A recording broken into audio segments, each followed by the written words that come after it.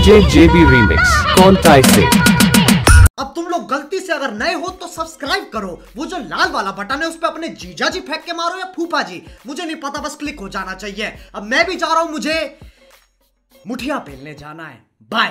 আমার হাতে যখন কোনো নতুন কয়েদিকে তুলে দেওয়া হয় তখন সে আমার অত্যাচারের ভয়ে ভগবানের কাছে একটাই প্রার্থনা করে যে ভগবান এর চেয়ে আমার ফাঁসি হলো না কেন। डीजे जेबी रीमिक्स कौन ताई।